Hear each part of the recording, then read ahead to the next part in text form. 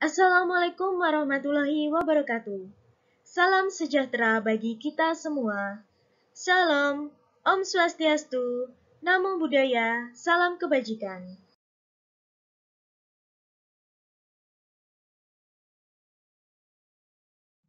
Dear Mrs. O.M. Komariah and Mrs. Dia Prabaningrum, as lecturer of literary theory course, and do not forget my friends who I am proud of. Previously, thank you for saying my presentation. Let me introduce myself. My name is Intan Lansari.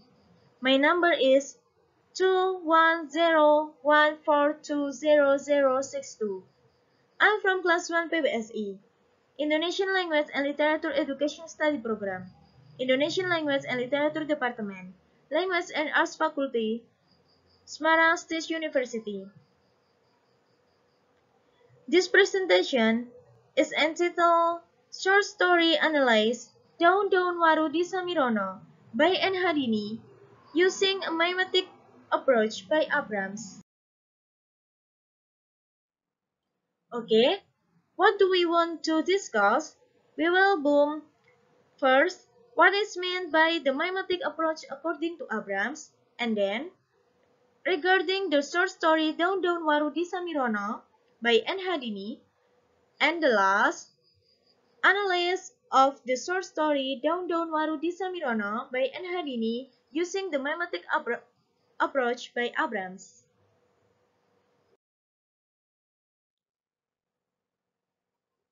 Baik, sebelum memasuki pembahasannya lebih mendalam, pertama-tama kita akan membahas mengenai pendekatan mimetik menurut Abrams.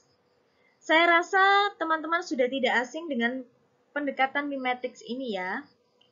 Namun, ada loh pendekatan lain selain pendekatan mimetik tersebut.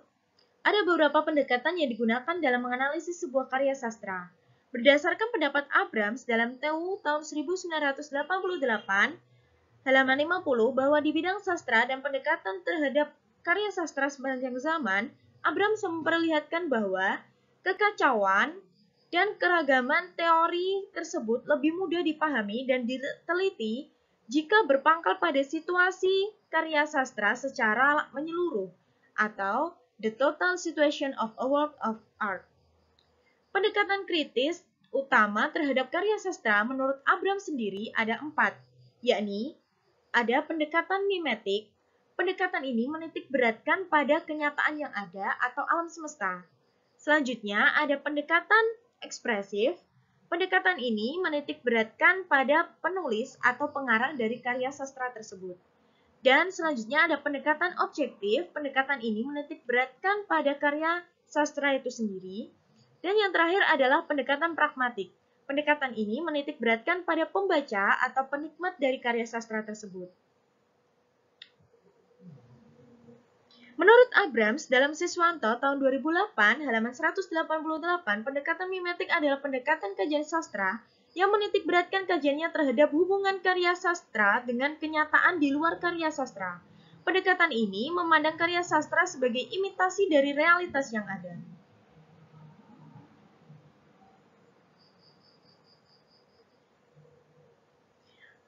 Menurut Waluyo tahun 1994 halaman 20, cerita fiksi merefleksikan kehidupan masyarakat.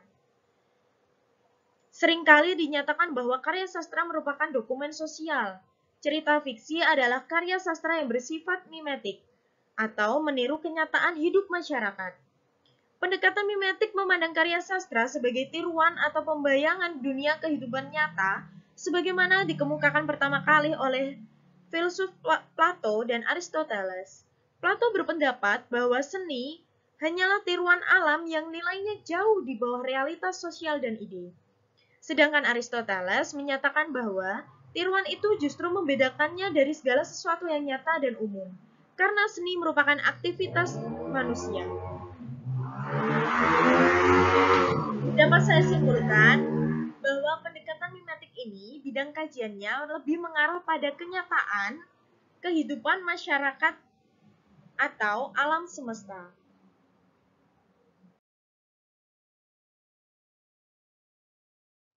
Baik, Tadi teman-teman sudah mengetahui apa itu pendekatan mimetik dan beberapa pendekatan lainnya secara singkat ya. Kali ini saya akan mengajak kalian untuk lebih mengenal mengenai cerpen Daun-Daun Waru di Samirono. Pertama-tama, perhatikan siapakah tokoh yang ada di gambar ini. Rasanya kurang elok bila kita akan menganalisis sebuah cerpen namun tidak mengetahui siapakah pengarang dari cerpen tersebut. Siapakah penulis dari cerpen tersebut. Untuk itu saya akan memperkenalkan kepada kalian atau mungkin beberapa dari kalian sudah mengenalnya. Ya, beliau adalah N. Hardini. N. Hardini adalah salah satu sastrawan wanita terkenal di Indonesia. Nama lengkapnya Nurhayati Sri Hardini. Kemudian lebih dikenal sebagai N. Hardini. Wanita kelahiran Semarang 29 Februari 1936 ini telah menghasilkan begitu banyak karya dan telah diterbitkan dalam bentuk buku. Kumpulan cerpennya Dunia pertama kali muncul pada tahun 1956 dan diterbitkan oleh NV Nusantara di Bukit Tinggi.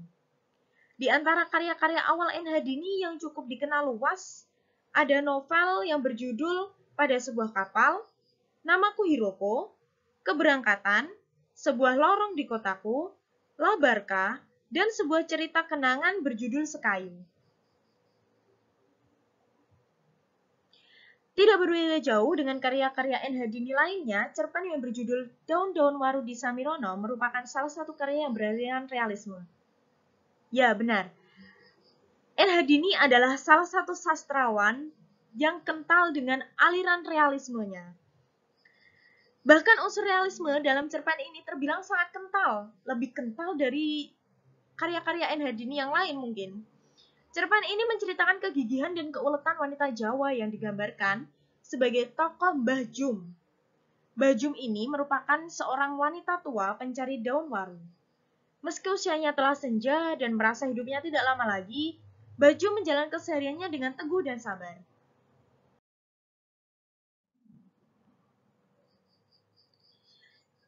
Baik, tadi kita sudah mengenal apa itu pendekatan mimetik dan mengetahui siapa itu penulis dari Daun-Daun Waru di Samirono, serta sepak terjang hidupnya. Kini kita akan menganalisis cerpen beliau. Daun-Daun Waru di Samirono karya N. Hardini menggunakan pendekatan mimetik by Abrams.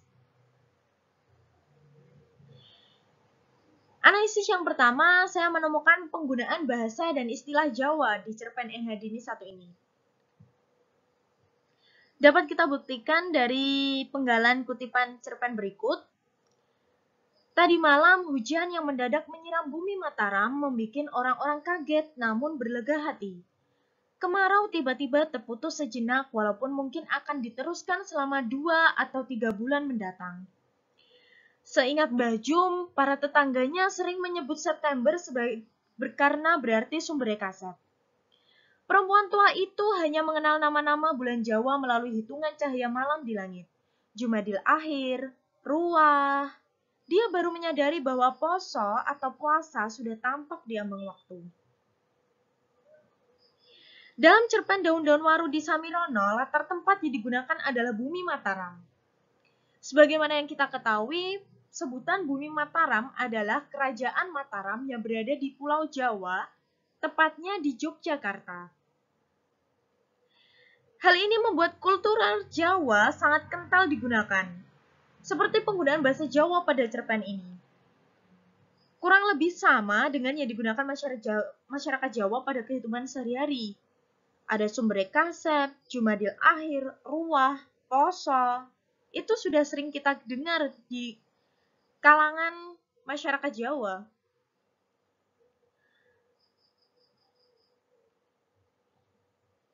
Akan tetapi pada cerpen ini penggunaan bahasa Jawa sangat diminimalisir, mengingat pembacanya adalah masyarakat umum yang notabene belum tentu mengetahui bagaimana bahasa Jawa itu. Sehingga N. Hardini menampilkan cerpennya dalam bahasa Indonesia namun diselingi beberapa kata atau kalimat bahasa Jawa. Analisis yang kedua adalah penggunaan bahasa atau istilah bangsawan Jawa. Jika tadi adalah bahasa dan istilah Jawa, kali ini kita menganalisis adanya istilah bangsawan Jawa. Tidak hanya bahasa Jawa biasa yang digunakan oleh masyarakat Jawa pada umumnya, ada loh beberapa istilah bangsawan Jawa yang kita temukan pada cerpen ini. Mengingat latar yang digunakan adalah bumi Mataram yang merupakan bagian dari kerajaan Mataram. Ya, kita dapat melihat dari kutipan cerpen berikut. Pengaruh kelakuan dan suasana batin para priagung sangat besar, kata seorang dari cucu Bu Guru. Mbah Jum percaya itu. Ketika ngerso dalem yang sepuh dulu kondur ke alam langgeng, bersama warga kota raja, wanita itu menyaksikan sendiri bagaimana selama 3 malam, bulan berwajah cemberut di langit kelam. Seluas 2 depan pandangan mata dilingkari sapuan benang kabut. Selain penggunaan bahasa Jawa tadi, cerpen ini menggunakan bahasa dan istilah khas kerajaan atau keraton. Seperti pada kata priagung, ngerso dalem, kondur, dan lain sebagainya. Bahasa dan istilah ini lazim ditemui di masyarakat Yogyakarta dan sekitarnya yang notabene masih berada di wilayah Kasunanan atau keraton.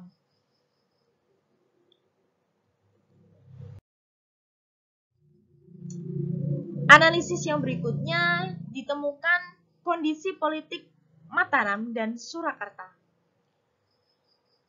Dapat kita ketahui dari kutipan berikut, keluarga Bu Guru yang tinggal di rumah depan mengatakan bahwa hujan itu sebagai tanda bumi Mataram berduka dengan terjadinya ontran-ontran di Surakarta. Ontran-ontran itu seperti keributan. Kondisi bumi Mataram pada cerpen sesuai dengan kondisi kerajaan Surakarta dan Mataram pada saat itu. Pada cerpen disebutkan bahwa situasi Surakarta sedang tidak baik atau sering terjadi ontran-ontran. Hal ini sesuai dengan kenyataan yang ada. Bahwa dalam kenyataannya, Keraton Surakarta sering terjadi ontran-ontran atau masalah. Seperti yang saya kutip dari Solo Expos edisi hari Kamis, 7 Juni 2012. Halaman 1 yang berbunyi, ontran-ontran Keraton Kasunanan Surakarta Hadiningrat yang telah membayangi selama kurang lebih 8 tahun terakhir, diklaim telah selesai. Hal itu menyusul kesediaan Kanjeng Gusti Pangeran Haryo Panembahan Agung KGPH PA Tejo Wulan menyampaikan permintaan maaf secara lisan maupun tertulis kepada Paku Buwono 13 Hangabengi. Dari kutipan tersebut jelas kita ketahui bahwa Keraton Surakarta telah mengalami ontran-ontran sejak lama. Jika berita itu dikutip pada tahun 2012, artinya beberapa tahun sebelum cerpen ini diterbitkan, tentunya saat itu masih terjadi ontran-ontran di Surakarta. N. Hadini menampilkan kenyataan yang sesuai dengan realitas, dimasukkan dalam cerpen yang ia tulis berjudul Daun-Daun Waru di Samirono ini. Kemudian yang keempat ada riwayat Kerajaan Mataram.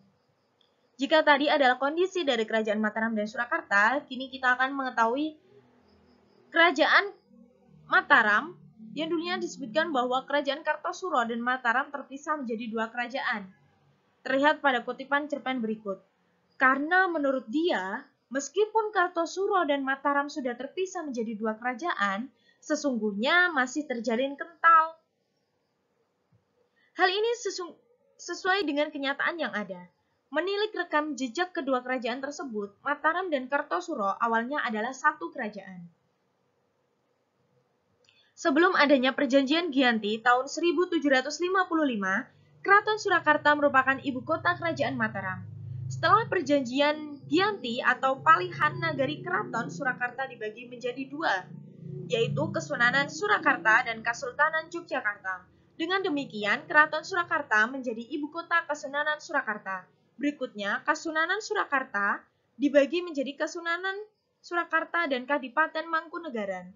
Setelah adanya perjanjian Kalicacing Salatiga tahun 1757, dikutip dari Wibowo DA tahun 2012. Selain itu, meskipun telah terpisah menjadi dua wilayah berbeda, masyarakatnya masih menjalin hubungan dengan baik karena wilayah yang berdampingan dan kekeluargaan yang masih dilestarikan. Selanjutnya, yang kelima adalah analisis kebiasaan mengusung atau mengangsu air. Dapat kita lihat dari kutipan cerpen berikut. Bila ledeng tidak mengalir, dia mengangsu dari sumur di tengah kampung. Di cerpen ini digambarkan bahwa bila ledeng tidak mengalir, maka Mbah Jum akan mengusung air dari sumur yang ada di tengah kampung. Hal ini tidak jauh berbeda pada kenyataan. Masyarakat pedesaan atau di daerah yang sering kekurangan air, biasanya akan mengusung air dari sumur bersama yang ada di tengah atau sudut kampung. Sesuai dengan realitas, bukan? Analisis berikutnya adalah kejadian desa yang terdampak letusan Merapi. Dapat kita lihat dari kutipan berikut. Di belakang kepalanya bercampur aduk selaksa kenangan yang tidak pernah jelas gambarannya. Paling menonjol adalah kata-kata mengungsi, diiringi penguburan bersama setelah Merapi meluluhkan desa-desa di lerengnya.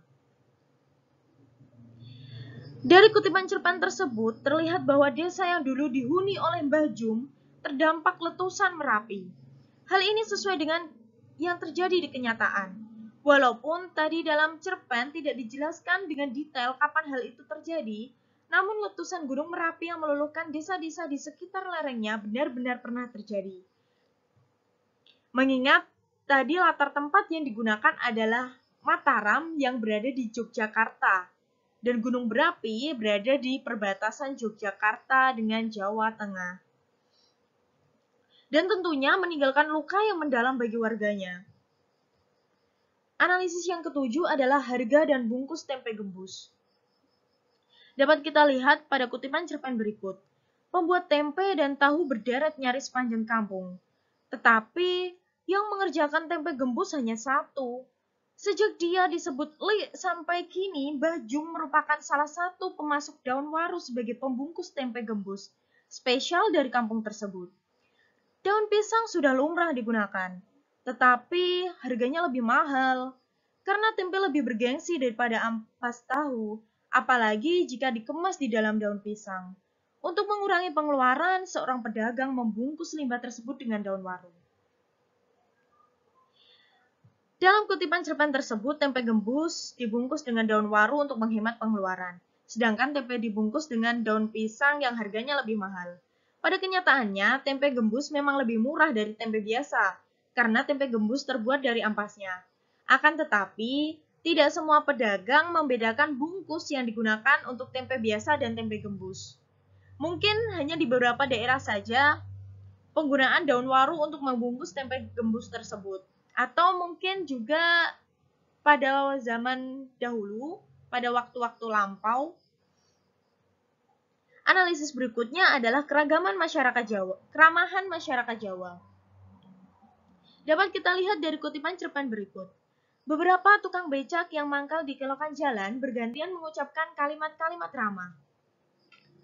Dari kutipan cerpen tersebut terlihat tukang becak yang mangkal di kelokan jalan mengucapkan kalimat-kalimat ramah atau menyapa Mbah Jum. Hal ini tidak jauh berbeda dengan kehidupan sehari-hari masyarakat Jawa yang memang terkenal akan keramahannya.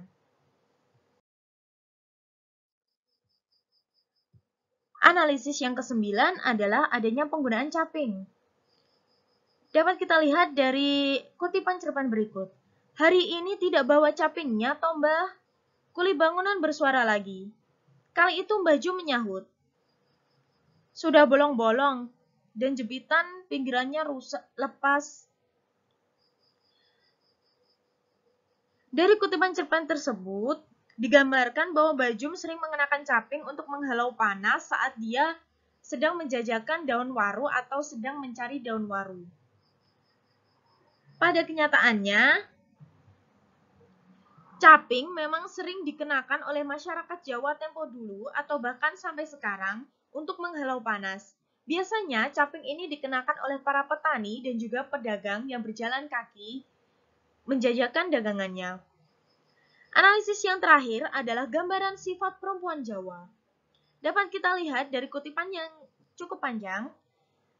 Untunglah alam tidak terlalu mengubah kondisinya jika orang kecil seperti dirinya bersedih hati. Karena jika hal sebaliknya terjadi, betapa akan mautnya suasana dunia. Sebab jumlah kawula di kota raja saja jauh lebih banyak daripada kaum jeron benteng. Belum terhitung yang berada di tempat-tempat lain. Dia tidak terlalu mempersoalkan dari mana asalnya rasa ngilu tersebut. Hingga saat keluarga Bu Guru menyuruh pembantu memanggil dia supaya makan di dapur, baju masih tergeletak di ambennya. Berangkat cari daun waru, Lik Jum? Sudah mendapat banyak daunnya, Mbah Jum? Mari saya bantu menghitung daun warunya ya, Mak Jum. Mak Jum sendiri tidak begitu yakin dari mana asalnya. Seingatnya, dia selalu tinggal di bilik belakang rumah Bu Guru. Hingga saat kecelakaan bus yang menimpa hampir setengah warga kampung, dia selalu menyapu dan membersihkan pekarangan. Bila ledeng tidak mengalir, dia mengangsu dari sumur di tengah kampung.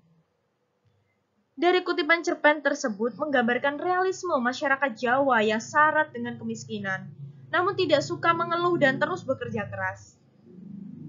Khususnya dalam cerpen ini menceritakan wanita Jawa yang sudah tua namun enggan berhenti bekerja. N. Hadini menggambarkan kebulatan tekad wanita Jawa dengan sangat sederhana, namun sangat lugas.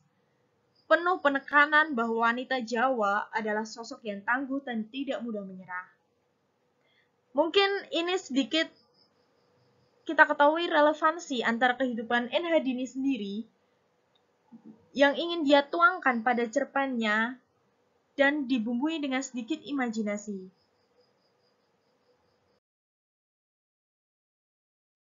Analisis kita sudah selesai dan kita mendapat simpulan.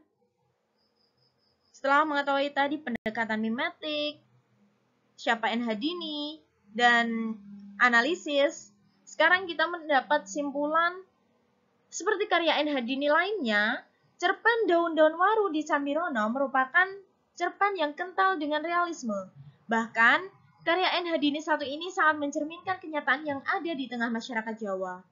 Sehingga sangat tepat apabila dikaji menggunakan pendekatan mimetik. Ya, mengingat kita tadi menemukan banyak sekali kesamaan antara realitas yang ada dengan apa yang dituangkan N. Hadini dalam cerpennya. Dan apa yang ingin disampaikan N. Hadini dalam cerpennya tadi. Dikemas dengan sangat baik melalui penokohan Mbah Jum, tokoh utama kita tadi, yang gigih dan ulet. Penggunaan bahasa yang sederhana membuat cerpen ini mudah dipahami. Meskipun beberapa bagian menggunakan bahasa Jawa, namun tidak mengurangi kesederhanaan dan keluasan N. Hadini dalam merelevansikan kehidupan nyata dengan karyanya. N. Hadini ini sangat sangat pintar sekali dalam merelevansikan antara kehidupan sehari-hari yang ada di sekitarnya, dituangkan dalam karyanya menjadi sebuah sesuatu yang indah.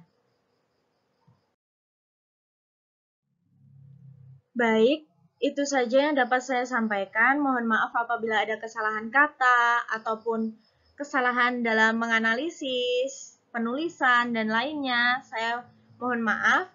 Thank you for your attention. Hopefully this analysis can be useful for all of us.